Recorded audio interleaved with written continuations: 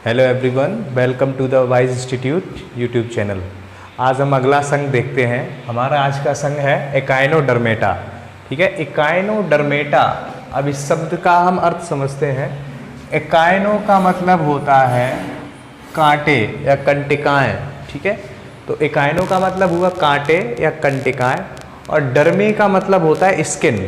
Derma का मतलब होता है स्किन। तो दोनों को मिलाकर बनेगा एकाइनोडर्मेटा का अर्थ होगा कटीली या कांटेदार त्वचा।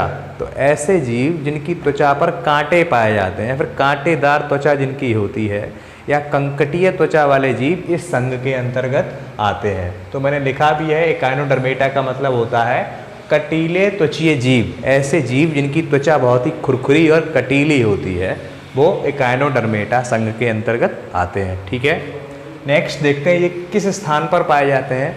इस संघ में पाए जाने वाले सभी जीव समुद्रीय या फिर हम कह सकते हैं लवणीय जल में पाए जाते हैं। समुद्रीय या फिर लवणीय जल में पाए जाते हैं। ठीक है, समुद्री होते हैं। इनके लक्षण की बात करते हैं तो इनके लक्षण क्या होते हैं।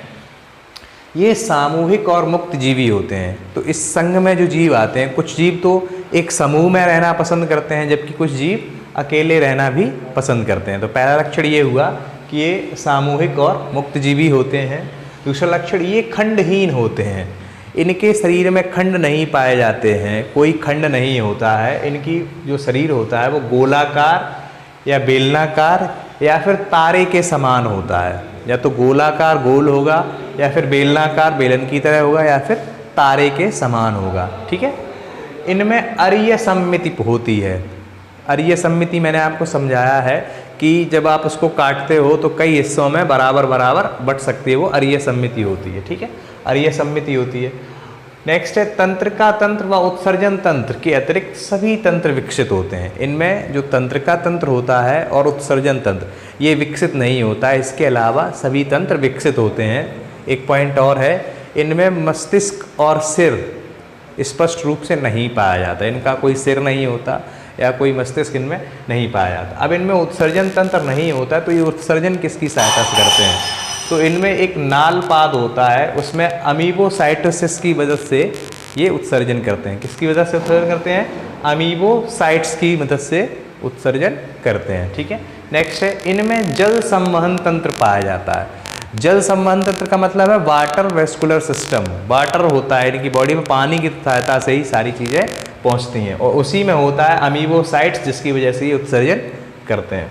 भोजन ग्रहण करने में प्रचलन के लिए नालपाद या ट्यूब फीट कह सकते हैं। तो इनमें भोजन प्राप्त करने के लिए और चलने फिरने के लिए ट्यूब फीट या नालपाद पाई जाती है। ठीक है, नेक्स्ट है इनका बाह्य तंत्र और अंतःतंत्र कैल्शियम कार्बोनेट का बना होता है। जो कांटे होते हैं इनकी त्वचा पर, वो कैल्शियम कार्बोनेट के कांटे होते हैं। ठीक है, ये एक लिंगी होते हैं, मतलब अलग अलग लिंग के जंतु अलग अलग होते हैं। नर और मादा अलग अलग होते हैं, एक लिंगी होते हैं। इनमें बाह्य निषेचन होता है, और इनका जो फर्टिलाइजेशन होता है, इनका जो निषेचन होता है वो शरीर के बाहर होता है, शरीर के अंदर नहीं होता। ये इसका विशेष पॉइंट है, इनमें पुनरुद्भवन की विशेष क्षमता होती है।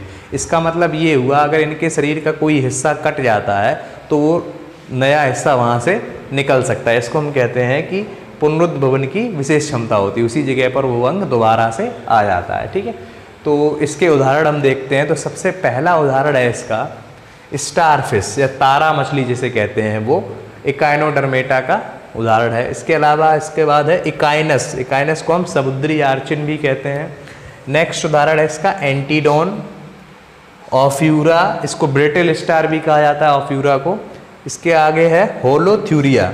होलोथ्यूरिया, ये कुछ उदाहरण आप ध्यान रखेंगे एकाइनोडर्मेटा संघ के।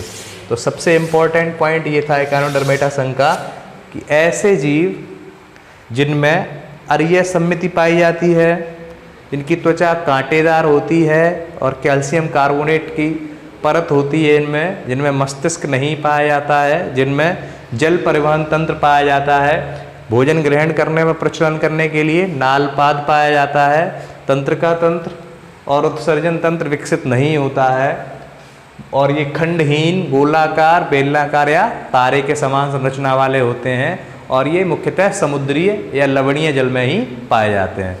तो ये सभी जीव इकाइनोडर्मेटा संघ के अंतर्गत आते हैं। अगला फाइलम है हमारा हेमीकॉर्डेटा। अब हेमी का मतलब होता है आधा, कॉर्डेटा का मतलब होता है जिनमें कशेरुकी जीव जो होते हैं, जिनमें रीढ़ की हड्डी पाई जाती है। ठीक है, तो कहने का मतलब ये हुआ, हेमी का मतलब है आधा और कॉर्डेटा का मतलब होता है कशेरुकी। तो ऐसे जंतु जो जिनमें आधे लक्षण कशेरुकी के होंगे और आधे लक्षण अकशेरुकी के होंगे, उन्हें हम हेमीकॉर्डेटा संघ के अंतर्गत रखते हैं। ठीक है। स्थान आवास कहाँ है? इनका स्थान आवास लवण जलीय होता है, मतलब यह पूरी तरह से समुद्र में ही पाए जाते हैं, समुद्री जल में ही पाए जाते हैं। चलो इनके लक्षण के बारे में बात करते हैं। ये कृमिनुमा अखंड जीव हैं। कहने का मतलब ये हुआ कि ये वॉर्म जैसे दिखते हैं, कीड़े मकोड़े जैसे दिखते हैं, कृमिनुमा अखंड जीव हैं, मतलब इनमें कोई खंड नहीं होता और वॉर्म्स की तरह होते हैं, कृमि जैसे होते हैं। ठीक है, पहले ही मैंने बताया इनमें अकशेरुकी व कशेरुकी दोनों गुण पाए जाते हैं। इनमें अकशेरुकी और कशेरुकी दोनों के गुण पाए जाते हैं। ठीक है, इनका शरीर 3 भागों में विभाजित होता है और बेलनाकार होता है, बेलन के आकार का होता है। और 3 भाग कौन कौन से? सुंड, जिसे प्रोबोसिस, कॉलर और गढ़ में विभाजित होता है। 3 भाग सुंड, कॉलर और गढ़ में विभाजित होता है। इनमें सम्मिति द्विपार्श्विक होती है, द्विपार्श्विक सम्मिति होती है। अगर हम इनको बीच से काटेंगे तो एक जैसे 2 भागों में बढ़ जाएंगे। ठीक है, श्वसन जो होता है क्लोम छिद्र द्वारा होता है, हम कह सकते हैं गिल्स के द्वारा ये सांस लेते हैं।